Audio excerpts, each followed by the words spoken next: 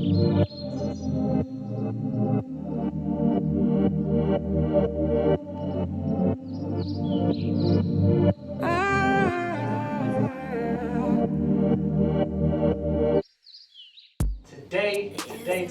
we got a killer interview. This person has been killing the STL scene for some years now. She's been doing her thing, killing the shows, going crazy on the social media. The list goes on, but right now, I want to give her a warm special of it. So, all my fans, all my listeners right now, give it up for Valencia. Welcome. Finally got you on the show. I missed you. Man, I know COVID has been going crazy, and it's so ghetto. I hate it. It's been a lot of crazy things going on with that, and just trying to be safe and cautious. Yeah. So before we jump off in the interview, I want to personally highlight that because I get asked that being an artist. Mm-hmm. So a lot of people ask me like, how do you get through with the times of COVID and recording and shows, not really having a lot of shows going on. Most definitely. Just how do you balance that with still being a popping artist? That is a very good question. And it's even more difficult, I feel like, because I'm an independent artist. Yeah. So, I just had to tap into my creativity. So I kind of went into like study mode to where I had to learn how to keep my audience engaged. So when we found out that COVID was going to be a little bit longer than we invited it to stay, I immediately started coming up with ideas. So what I started off with was like a little talk show type deal where I would like collaborate with different like St. Louis artists and even people from like Atlanta. I had somebody from London, and I just kind of like kept, London, y'all. I know, right? Come on So now. we was international. So like I just kept doing things that would keep me relevant as an artist, and then also my content. And then I decided I cannot let this year go by, COVID or not, without releasing something. So I just kept, coming up with ways to like have new content and just keep applying pressure the best way that I know how as Valencia. So, dope. So dope, man. Thank you. She's dropping gems for y'all, man. Oh my Please God. make sure all my artists tap in. Make sure y'all listening to this live right now. This is very key, dropping major gems right now. Thank you. So let's get started. Me being a recording artist in St. Louis and being tapped dope. in, thank you very much. Me being tapped into the community, the hip-hop scene in St. Louis, I've been familiar with a lot of artists, and I can definitely say that you've been one of the top artists who've been consistent. There's a great amount of artists, and to all my artists out there, shout out to everybody who's been doing their thing, killing it. Please continue to do so. But this lady has been this girl has been killing the charts. I mean, from Spotify numbers to social media presence to stage presence, the whole package. So how did you get started in doing music? Oh my gosh. So interesting enough, I was just a background singer. So like I sang background for artists such as like Dizzle, Alicia Anye, and other artists like from all over. Shout out to Dizzle, to all those artists. And then I started, like a few years ago, I started taking vocal lessons from my vocal coach that I've actually recently rekindled. I guess the flame or whatever. I don't know the best way to put that. But like, I reconnected with her, Amitria Dodd, who is she was a huge inspiration for me. She sings background for NDRE. She's vocal trained Janelle Monáe, Jasmine Sullivan. And so it's just like, she's so important. So when I started taking vocal lessons from her, I've always had this like idea of how I wanted to present my creativity, because I'm a weird one. It's cool, y'all can know that. I'm a little weird. The creative people, they get the most traffic. Thank you. I appreciate that. But like I felt like when I started taking lessons from her, I just felt so inspired and so confident. And I was just like, I love playing the background, but there's some things that I want to present as my own artist, and I want to do like certain things that will touch people and inspire people. So that point in my life, I decided I'm going to be my own artist. And so after that, like I just kept going. I was like, I didn't know nothing, okay, y'all. I didn't know anything. I didn't know how to record or anything for real. But I was just like, how do I do this? I want to do it anyway. So my first show was opening up for was because shout outs to AG or Alan Gates, a rapper here in St. Louis. because of him, I had the opportunity to open up for Flo Rida, and AJR. Yeah. So that was huge, and I was just so inspired and so motivated. And that was back in 2017. So that's technically when I started. So ever since then, I was just like, yo, I want to elevate and I want to keep going as an artist. So sure. yeah. Man, that's just so many gems, y'all. Please catch it. Please catch it. So who inspired you to make music? Oh my God, the question. You're working with all these big name people, pretty early. So it's like, who inspired you? Who inspired me? So I would say a lot of it came from my upbringing. So I had my parents, they'll tell you they do not sing worth a lick. My dad low key can, but he just was never groomed to. But I sang in the church. And then, my aunt Nell, shout out to Aunt Nell, she always, shout out Aunt Nell, she would always encourage, me and my siblings to sing. So that was, a part of it. And then also just, listening to artists like India.Arie and just seeing the creativity of Janelle Monáe. So you can see how that all ties together. So, and Solange is a big inspo as well. So, watching these artists and seeing how they could be weird, they can be comfortable in their weirdness, and they can express themselves, that's... I was about to curse. Can I curse? No, you curse. Listen, I curse like a sailor, so I gotta get an eye is it okay? Hey, you curse over. No, but that inspired me. I was like, yo, I feel so comfortable and confident when I'm being my unique self. And so it was a plethora of things that made me feel like I wanted to do music. That's dope. And I can definitely see the analogy between India.Arie and Solange and people like that. You definitely have that creative factor about you. Thank you. So I was gonna get to the upbringing. Oh no! And I'm gonna do it because we had certain conversations about this, and mainly I want artists to see the differences between the upbringing and how that can play a huge role in the artistry. Yeah. Because it does. Yeah. And a lot of artists think that it doesn't, but I'm here to tell you, being one and have one of the top ones in the city to vouch for me, yes. It does matter. So please tell us about your upbringing. How was that? So, as pastor's kids are the worst ones. We are the worst. We love y'all too. We are the worst. But I grew up definitely in church. My dad was a pastor, and on top of that, a missionary. So the difference with that is church was started from ground up. So we did a lot of travel when I was younger, and speaking of traveling a lot when I was younger, I was also homeschooled.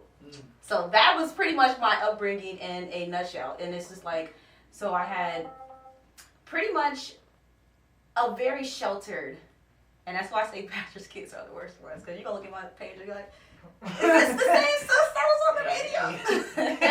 It's just music. It's just music. It's just expression. But yeah, so I had a lot of siblings, and it was, I don't know. It was in the church a lot. Did a lot of singing in church and things like that. But being homeschooled was totally different. Mm-hmm. So it's always funny to me when the famous St. Louis question is, what school did you go? What high school did you go to? Oh, yeah. And I always look at them like, yeah, had one teacher until college, and that was mom. Oh wow. So yeah, it was different. How different. was that? Let's talk about that. Yeah. We're gonna get into all the juicy stuff, but I want people to really dig in deep to who Valencia is, so the next time they see you, their perception is different, because I want people to get out of the mind frame of thinking on a typical she from St. Louis, she make this type of music. I love that. Start digging deeper to find out who these artists really are. Yeah. You put in a lot of time, so. I appreciate that. Yeah, so just growing up homeschool, it was really different. For sure. I graduated top of my class. I was the only one in the class. I was the only one that graduated that year. Hey, but Streetz, come on now. But no, I'm being a goof, but it was my siblings and I, it was just different. It was but I feel like it made me who I am, basically. Yes. Because it allowed me to tap into my creativity, and it's my story. At the time, I will say that there were the things that I wanted to do, though. I definitely I love to play ball. I wanted to play ball. And that's probably the one thing that I was just kind of yo, I want to do sports and things like that. But now that I'm older, I just really embrace that part of myself, because I believe that it really helped my creativity.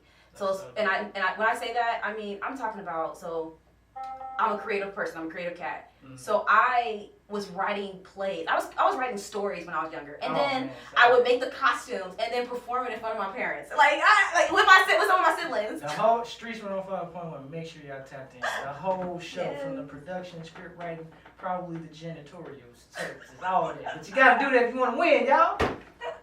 But yeah, it was just like it just made me super creative. I feel like so my upbringing was different, but I do appreciate where I come from.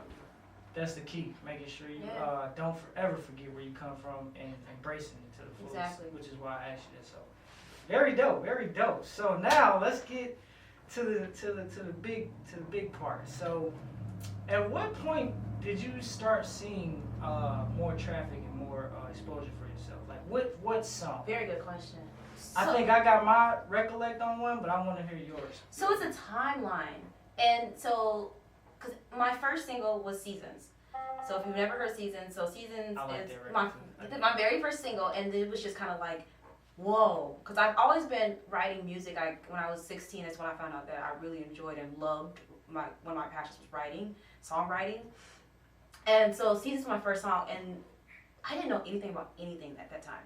Like it was my first time really, really actually recording on like a way that challenged me. And when I put that out, the response from just my peers and just from, people around me was crazy. Mm-hmm.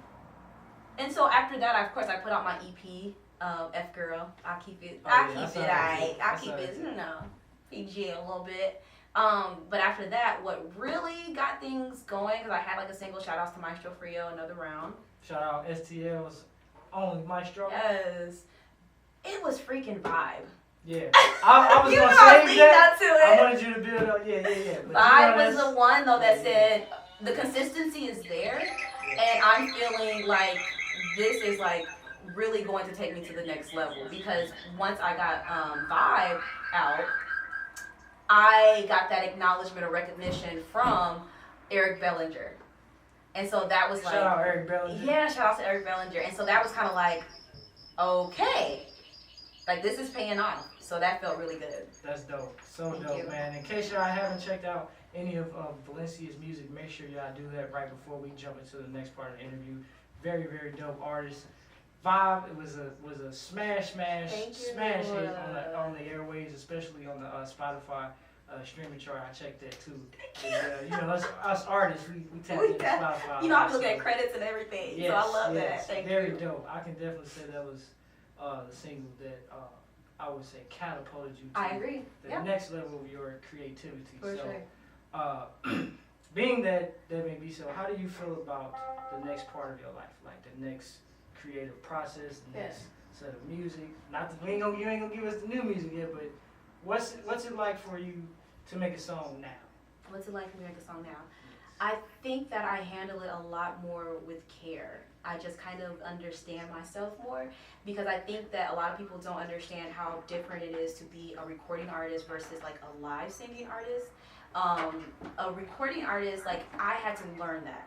Mm-hmm. A lot of people don't understand it too. They don't. And that's why I brand myself as such. But please tell us what's the difference. Completely. I'm glad you said that because I was always comfortable with being on stage and connecting with the audience on a personal level. That's another thing that COVID like kind of pushed me to make sure that I was prepared for was to like really connect with the audience on a digital way. Mm-hmm. So like as far as like me going forward in my artistry, I have to like handle it with care. So now when I record, I kind of know that maybe I record a little bit later in the day. You know what I'm saying? I know those little things about myself. So it's kind of like now I know how to like go into the studio and execute faster, you know what I'm saying, and better. And then when I'm actually writing, I know not to push myself too much because I may like overwhelm my creativity and say, okay, Valencia, you're exhausting yourself. Either work on something else for a minute or take your ass to sleep. Like, you know what I'm saying? Like, yeah, you gotta have your downtime. Exactly. To refresh your creative juices. It's the mental health, and so I know how to take care of my mental health a lot better. So I think that's completely different for me now. That's dope, man. Thank you. So dope. Please make sure y'all catch the gems. STL Streetz 105.1's official STL mix exclusive interview with Valencia. So many questions I want to ask you, but I'm gonna throw a random one out there. Oh Lord. Where is your favorite like place to sing in? My favorite place to sing. Oh my god. Typically people say, you know, oh, the studio, which, you know, definitely that's one of the places obviously you got to record, but me being, you know, also an artist, I have different places I record to get my creativity. So what's that like for you? The studio is definitely one of them, but I would think, like, I kind of like just being in my room. Yeah. Because it's just kind of like, you know, you just kind of like can vibe to yourself. You can also like, nobody's there to like judge your creativity at that moment. Like, and mind you, the studio is great because, you know, you get like the creativity from others' energy, whoever's invited to that session. Mm-hmm. But something about just kind of like being in my room and being in the mood to like create just feels really good. That's dope. Or a living room setting as well. That's so dope. Yeah, thank you. Where do you see yourself? I know this is kind of like a job interview question. I got you. You have like the whole artistry pretty much mapped out. I mean, there's different levels of creativity as far as you elevate yourself. But you seem to have definitely tied those pieces together. Thank you. So where do you see your music going in the next 5 years, I would say? In the next 5 years, I am manifesting a solid Damnation, which is my following, my fans. Shout outs to the Damnation. Shout out Damnation. My Damnation. Yes, sir. I just see myself with a very solid following to the point where I can release a day before and it does numbers. Man. And you know what I'm saying? Yeah. And I can go to Ireland and pack out a 200, you know, how do you say it? You know what I'm saying? Like a capacity 200. I could just pack because I'm well known. Like that in my independency. Like I just see myself being very confident. My team fed, and just like the brand, like on the level that like we're working or striving to get to. Dope. So, very dope. Let's talk about the new hit record right now. I was gonna say the best for the last, but we got more coming up right here. Let's talk about Amen. Oh my gosh. Let's talk about it. Let's talk about it. So before we get into the video, let's talk about the record. How did the record come about? Oh, it is like my favorite question to answer. So the video was like, it's like a moment. And I say that because like, I like that there was actually a story attached to it. So like for Vibe, there wasn't really a story to it. I was just grooving. I was just in my writing bag. Still smash. I like Thank you. Still smash. I appreciate you. But I'm sorry, Amen. It was New Year's Eve of 2019. No, it was New Year's Day. New Year's of Day. 2019. Woo! Right? Yeah. How was you feeling? Listen, hungover and looking for more alcohol because so me and my friends, we were all gathered together and we had been out the night before celebrating, as most do on New Year's Eve. And so it's New Year's Day now, and so we were all just kind of like reflecting on our year and just kind of like manifesting for our next year. Right. Didn't do much for 2020, but whatever. But anyway, we're chatting or whatever, and we're like, we want to toast. We want to make a toast. We did not have any mixers left, but we did have champagne. And we were just like, we wanted to put some orange juice in it, you know, to make some mimosas. So my friend's like, we don't have any champagne left, and so we in there looking, and there was some gin. There was some mother loving gin some there. Gin? Yeah, some gin. It was like, this is really what happened. Some Hendrix, to be exact. Okay, Streetz, we got it. I just got the gin for y'all. Nah, there was some gin in that mug, and so like we was like, oh, there's gin here. We was like, forget it, let's do it. Don't know. Like, Hey, why not? Yeah. Let's do it. So we just started chanting, literally chanting, gin and champagne, gin and champagne, gin and champagne. And it was just such a moment. I literally said, it happened just like this. I said, I'm about to go write a song about this. And I jetted and went to the other room, and I had a producer that sent me some songs, put the headphones on, started vibing, and started writing to it. Woo. Literally. And that's why I love that story so much, because it's just like, and off of that one little chant, like the whole song came about. And that was 2 years ago. Wow. That was 2 years ago. Amazing. So yeah. And it was just like celebratory, like at the time, and it was just like being around people that you love. Yeah. And it was just a moment. Yeah. Streetz, make sure y'all catching these gems, man. I can honestly say that I believe everything you're saying, not just you know, because of a personal relationship, but even in the video, like if you can see the creativity and the expression in the video, which is why I wanted to say that for last, because I wanted people to really outline and see as far as the recording process, how they come about, and then the implementation for the video. Yeah. You can see everything in the video, from the expression to the creativity to the fly swag, the drip, the melanin, everything. Going crazy. How did the video come about? So, oh my God, my brain is so complex. So behind every like super complex brain is some kind of learning disability. I got one. And I'm not shamed, okay? I ain't either. I'm ADHD like a mug, and I'm also a little dyslexic.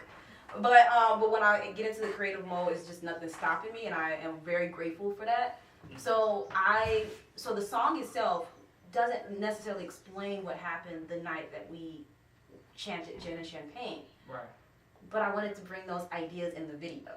So if you look at the video, you see us at the end cheering, and it's almost like we're saying Gin and Champagne, Gin and Champagne. But the storyline matches the actual song. So like when I was just kind of like writing the treatment to it, so fun fact, it typically takes me longer to write the treatment than it does a song. Yeah, it's weird. So like I gotta listen to it over and over again. I have to listen to the song over and over again, and I see stuff, and I go back, and it's et cetera, et cetera. So like when I was writing the treatment, I just kept seeing like Afrocentric type of vibes. I just kept seeing like royalty. I just kept seeing like fields and things like that. So I just kept piecing together, and I was like, well, let me tell the story of Amen. Like just kind of like use that wordplay, but then let me make it look like a fairy tale almost. You know what I'm saying? Like a Black excellence type of deal. Epic. And we need more of that. So I definitely want to say that for last, because I want people to understand the importance of creativity and message and content. It's so key, y'all. You definitely have to make sure you're hitting everything on point, because you never know who's watching, and you never know the impact that you can make on your community and the world itself. Listen. V, my girl, you've been killing it. Amen. If you ain't got it right now, it's on all streaming platforms. Make sure y'all go cop that. The video is out right now. Thank you. It's on Vivo. It is on Vivo. It's on Vivo. I saw that. Yeah, see? All my artists, tap in, man. It's time. You want to get some big stuff going? Tap in with the people who got something going. Yeah. And we catapult just like that. So, man, I want to ask you a couple more questions. I know we got another interview coming up pretty soon, but for the Streetz 105.1 listeners, the Hype Magazine, STL Mix, me, DJ Flight, tell us, when is the project coming out? Or can you tell us? Oh my God, he puts me on the spot. So I can't say much. Give me any scoop. But I'll give you some scoop. I ain't want to do you like that, but I love it here. You can politely tell me no. But you can give me a little something. I will say this, that pay attention, because I love like dropping hints.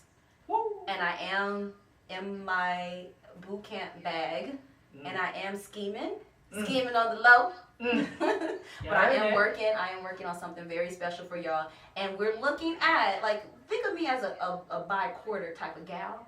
So you may see something in the near future, the coming months. So stay tuned. When I say I'm really excited, I'm gonna shut up. Hey y'all, this is how we do it on here, man. It's alright to be excited, but it's cool. Like I said, you've been killing y'all. Thank you. Hey, you know we had to get you on here. You was our first interviewee, so we definitely wanted to bring up some key highlights about what you've been doing these past couple years in the city. And it's a lot of DJs, a lot of personalities who I know personally who been checking out your music as well since the flyer within the past 5 days. Are you serious? That's so humbling. Thank you. So all my artists, please make sure y'all tap in, man. We're doing something big for the city, and we highlighting the people who coming with it. And V, you've been killing the charts. So my last question before we get up out of here is, what is the best advice that you can give a musician right now? Oh, I love that. So the best advice I can give musicians, aspiring artists, or what have you, is first things first. If you feel like you need a manager, you don't need a manager. Study. Just take your Read. time, study your craft, and be consistent, and give 110%, because it's all going to come together. So I mean, make sure you're going 110% in the content that you're posting. If you think it's too much, then you're doing it right. If somebody else thinks it's too much, you're doing it right. Say that one more time for Streetz 105.1. If you think you're doing too much, you're doing it right. If somebody else thinks you're doing too much, you're doing it perfect. Because if you look at the industry, nobody is giving a minimum. Everybody's giving as much as they can. So be consistent and keep going. And congratulations that you actually decided to pursue what you're passionate about and what you're good at. So be confident in yourself. And hopefully you stay inspired, because this is a very, very hard journey. Yes. But it's so rewarding and it feels good. You know what I'm saying? Especially those little rewards or those big rewards, like being here. Like being here at Streetz. Man, But the game, like you it's know, rewarding and it feels good. So yeah, keep it up. Man. I believe in you. Whoever's listening, whoever's watching, I believe in you. Streetz 105.1. Make sure y'all tap in with this girl. She is killing the airways. She's killing the social media, the streaming, everything. If you don't know who she is, make sure you follow her. Where can they follow her? Everything is at Damn Valencia. Damn Valencia. Damn Make sure Valencia. y'all My tap cousin in. ass. And it's VEVALENCIA. CIA, like Valencia, Spain, like Yes. Valencia Orange. You know, just look it up. Yes. And damn the curse word. And damn, That's gotta be the curse Watch word. your mouth. Watch your mouth. Damn Valencia, y'all in the building. Make some noise for her one time. Don't hang up on me. You say that you're feeling Tiana. You say she a fellow Obama. But baby, I'm standing right here. So